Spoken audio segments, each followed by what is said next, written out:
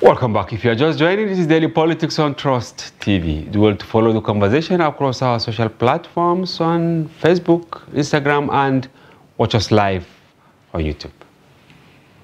I still have in the studio Isaac Abrak. He's a hostile environment journalist with vast experience both in national and international media, as well as Mukhtar Suleiman, a public analyst with interest in accountability. Exactly. Welcome back to the program.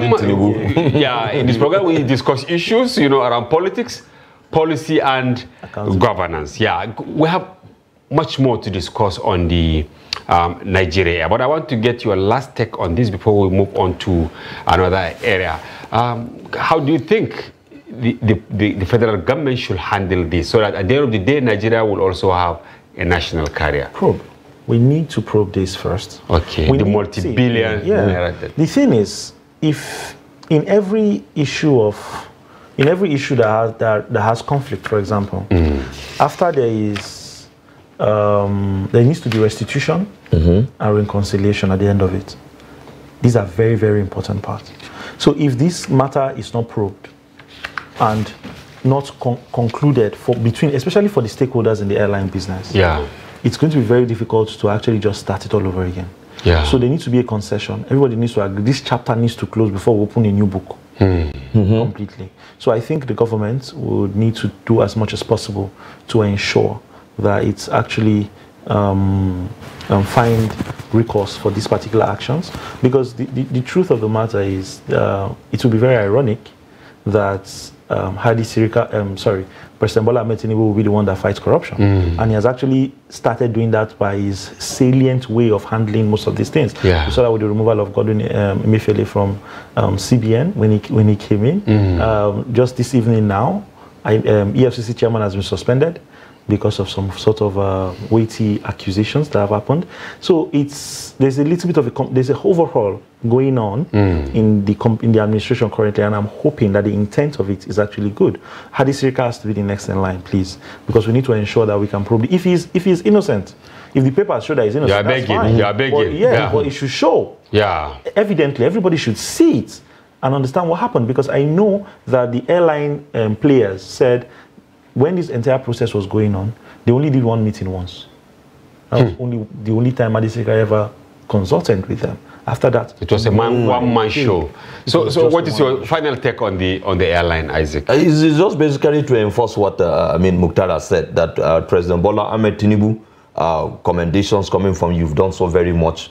We want this issue to be looked into. We want it to be closed so very much to give confidence to our local domestic airliners. If not, if you fault them now, they might not have confidence in investing so much again. Exactly. So we expect the president, please look into this situation and address it so that we can have a good conclusion to it to move forward. And we're watching. And you are hopeful, both of you, that the president will actually probe quite a number of officials of the previous government? Well, yes. I think so. I think so. And the good thing is that he has done it silently. He's doing it silently. He didn't come out to make a brigadier, I'm going to fight corruption. No. We're just seeing it happening. Yes, quietly. Great. Why are you so interested, Isaac, on establishment of the National Forest Guards? The president promised quite a number of things in his manifesto, even though they gave the manifesto a different name, with the slogan Renewed Hope and all that. Why Forest Guards? I like the fact that this question is coming from you, Hamza, because you are also a hostile environment journalist. You're a northerner. You've seen, some of these issues. Well, what are the issues that we are facing? Why they are there? You've seen it firsthand. And Mukhtar here is also my brother here from Niger State. These things affect all of us, not just the northerners, but the whole Nigerian. But when it comes to issue about security, I think at the moment in time, we are the ones that face this thing more to the face. Why Forest Guard? Hamza, Mukhtar, that most of the bandits, or would I call them violent groups? That are attacking non-state actors, non-state actors that are disturbing the peace of Niger State, or is it Borno State, or is it Kaduna State, or is it Plateau State, or is it Oshun or Anambra with the separatists? Yeah. They always launch their attack from the forest. They come, they abduct, they kill, they rape, and they disappear back into the forest. Yes. Right? Yes. Hamza, you are also aware that when President Goodluck Jonathan declared a state of emergency in 2012, or was it 2013? Yeah, Borno, yes. Borno, Yobe, and Adamawa. 19 local governments, right? Boko Haram had encroached into the city of Maiduguri. Yeah. The army was battling with them. But with the creation of the civilian JTF, the Civilian Joint Task Force, by the vice president, then he was governor. Yes. These guys provided intelligence to the army or to the police, and they were able to smoke out these people. Yeah. It therefore suggests to me as a journalist, yes, and I believe that you agree with me because you have been there too, that if we are to create, if Bola Ahmed Tinubu is to fulfill his mandate, because he promised in his manifesto that he was going to revitalize the forest ranger or the forest rangers or forest guards. Because we had them. Yes. In the cities, we read it in books. Yes, we read it in books. So he was going to revitalize them. So if he's going to fulfill that and establish this time around, what we are calling for is the establishment of a national forest guard, right? Whereby youths from the rural areas will be employed to be the ones that are going to work in the forest. Not the vigilantes that we have working in the cities, not the Ametekuns that we have working in the cities, not the Aisha Bakari, you know, of the hunters who basically dwell more in the cities, and when there is attack, they go after. No, but we want to have guards in the forest who would man our forest. Because, Hamza, we know that, Mukhtar, we know that in all our rural areas, in all African communities, there are what we call hunters. It's a preoccupation. And they have the mastery of the forest. Our farmers have the mastery of all those forests. In fact, we call them forests, but they are actually farmlands. Yeah, which we can revive and increase our food production. Yes, so if, for instance, now a bandit come to Chukun local government, one village of Chukun local government in Kaduna State, and carries out an attack and is running away, and we have the youth of those communities working as forest guard, I assure you, Hamza, they understand that forest more than those. So they'll smoke him out. And Hamza, you also know, sorry sir, and you also are aware that most of these people causing mayhem in Nigeria, you know that they are not mostly Nigerians. They are aliens. Yeah, Mukhtar, what is your take on this? Because every other person has his understanding of how to address the security. Some are saying more boots on ground in terms of maybe police, army, Navy, Air Force, and all that. But Isaac, curiously, they are emphasizing on forest guards. Is it the way to go? I think the context from within which he domiciled his arguments is actually very agreeable. Yeah, thank you. Because most of the, it is no secret that it is those people who live as locals that understand the area they live. There's an adage where I was growing up, they say it's only a thief that knows how to trace the footstep of a thief on a rock. Because of course, I have lived here too, I know these roads. So it's very, very important and very, very pertinent. But we also need to be very careful with how these are deployed. What are going to be the checks and balance mechanisms to ensure that these guys do not overreach. They should not begin to perform like a paramilitary of some sort in those places, so that they don't begin to form territorial. There's no territorial, I don't say government, but territorial coalition of some sort that begins to happen in the forest. Where you be like, oh, this is our territory. Nobody can come in. We know that your job is an extension of the function of the communities where you come from. So that orientation needs to be very, very clear to those people. I also think it's very, very nice. It's very, very good. 185,000 persons. I don't know how they can man the entirety of our forest reserve in the entire country, but maybe it's a start. But when you look at it's actually an ambitious figure. Very ambitious. Looking at how many policemen do we have in the country? Over how many policemen we have? I think it's very than 400,000 police, right? According to figures that 400,000. Yeah, 400,000. Yeah, but it's. I feel like more recruitment into the police needs to also be done. But for all of that to happen, I remember when uniform job used to be a thing of pride. People were very happy to go and pick up the uniform. When I attended the police school for my secondary school, and people wanted. There was pride in that. People wanted to go. We wear our uniform and travel with it from home. Like, we're very proud of it, but not anymore. And that is because for most people, they don't feel like the state care enough about them. So there needs to be that sort of concern that needs to come in to encourage people to take ownership of the country. Yeah. The business of security is not for security agencies alone. Yes. It is for you and I. And if you can join and pick up a uniform as well, not just for the sake of job security, but for the sake of protecting those people you're going to leave at home when you go. As a passion, you know, beyond what comes to you as salary, entertainment, and all that. Salary is not that much, but some people just take it as nothing else is coming. So, but I think it needs to go beyond that. It needs to go back to that time where people were really excited about it. So I think that will also help in factoring out how we are going to ensure. Isaac, what comes to my mind was Sambisa Forest. Thank you very much, Hamza.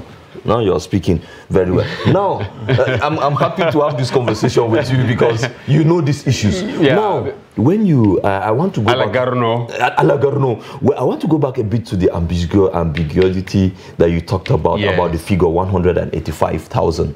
We looked at it that when Kashim Shettima, as governor of Borno State, recruited a civilian JTF that helped. You know, they help very much. Hamza, you know these things. Yeah. I mean, we don't want to take away, you know, the credit from the military, but we know that these were the people that were responsible, that helped in so much a way, much that they helped to reduce. Because they brought themselves out from the community. I would not say somebody brought them out. Yes. Because the youths, I remember at Gwengerite, yes, when one of them volunteered to hold on to one of the Boko Haram. That was the beginning. That was the game changer. Yes, and that gave everybody the audacity. It is our land. We will protect it. Yeah. They were recruited 20,000 of them, Mukhtar. So if 20,000 of them were able to do that job, you know, in Maiduguri, right? How many do we need in the whole of Nigeria? Of course, we cannot take 20,000 from each state. So we looked at it, 5,000 naira from each state. 5,000 individuals. Let's say 5,000, you know, individuals from each state.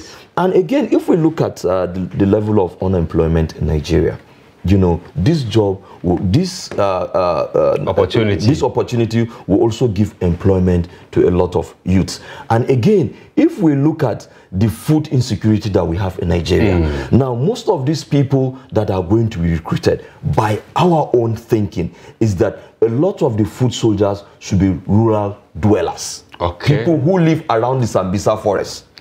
For instance, in Borno. In Borno, yeah. You understand? They should be recruited so that they know the terrain. Because sometimes you know this again, that one of the issues that the soldiers face in that time, I mean, some of the soldiers who were speaking to the troops, is that they don't have a good understanding. Yeah, the familiarity. It was really a problem because when they see what the Boko Haram insurgents used to do was to launch an attack and then flee and melt into the population. So when military, you know, go there to, they find it very difficult. So they end up burning everywhere. Do you understand? So if we have our people with us now, they're able to say, as you have said, this is where they follow. This is where they follow. That place, that's where we have been farming a lot of years. I know how to go around it. You know, so if we're able to do that, we'll be able to reclaim back our forests, our farmlands, and therefore, these youths will be able to farm. And if we have, for instance, like in Borno State, 5,000 people are recruited from Borno State. 3,000 of those people are from rural dwellers. Most of those rural dwellers, Mukhtar, are farmers. So they will use the opportunity to farm more. They will use the opportunity to farm more. Yeah. Monies that you pay to them, they will also use it to farm. So therefore, we are looking at employment, we are looking at food security, and all of that. And Hamza again, Mukhtar again, is that the president has said, we have said no more fuel subsidy. We have agreed. You are making a passionate appeal. Yes, we have. You are so passionate about this. Yes, Hamza, you know it. You can also push this bill because you know very well how much our rural dwellers can do. If now we are no more paying money, wasting money on subsidy, that money that we will accrue from now henceforth, please let them take from that money to fund the forest guard, as much as they will use it also to fund, you know, the student loan. We want money that was wasted on fuel subsidy. Please, when we generate good amount of money, please, President Bola Ahmed Tinubu, this is a call from us, right? The youth, please use that money to fund the forest guard. Wallahi, Hamza, by the grace of God, if we can have our youth from the rural areas? Mukhtar, accountability is your area, and I want to throw this to you because formerly we had forest rangers. Yes. What happened to them? And if we have these forest guards, how different are they going to be from the forest rangers? I'm saying this because this bill that was signed by the president a few days ago on student loan credit system. Yeah, credit system. It's only new to Generation Z. Yes. But those who were in school in the 80s, 70s, 60s, they knew that there was actually student loan scheme domiciled at various ministries of education. But over time, it just fizzled out. Nobody repealed the law. Nothing happened. But now we have a brand new law. Well, that old one was a military decree, wasn't it? 75, if I'm not mistaken. All right. 75. All right. Okay. It was a military decree. The old student loan. I think I saw a copy of it somewhere. Okay. And it carried this a military decree. So my question, I was having a conversation with my friend about it yesterday when we saw that. I said, do military decrees apply to democracies? I think that's a question. I don't know. I'm not a lawyer. All right. So it might be a very... So since that old system was a military decree, since if you notice, it fizzled out since 1999. Nobody heard about it anymore. And I think primarily for every military regime, the first thing that's suspended is the constitution. Yeah. Before any other thing is done. So every act and scheme that was done by the military, however good or bad they were, it has to go when the democracy comes in. They tend to actually domesticate some of those. It depends. It depends. Laws, especially those that are not obnoxious. Yeah, it depends, but it highly depends on whosoever it is that becomes the head of state at that time, the president at the time. Yeah. So perhaps this is just my own deductive reasoning. Yeah. Perhaps that is why the old scheme. Doing this. So what is your advice so that it can be sustained? Finally, it's a very tricky way to actually say. I think it should be made a policy. That's if the the bill has already been signed. No, I'm referring to the forest guards. Because maybe they will revisit the other one to see how they can now match the two. For the forest guard, I think it should be made a policy. Okay. It's difficult to repeal policies. Yes. Because of the whole procedure and process. So if you want something to be sustainable over time, we've learned in governance is that you make it a policy. All right. So if that can be done, I think that would also help in ensuring that there's sustainability in it. Another thing is it needs to be communicated enough for people to understand. All right, thank you. If people understand, one thing about Nigerians, if they understand they will something, do it. they will accept it. I give you just 10 seconds because we're out of time on how this could be actualized.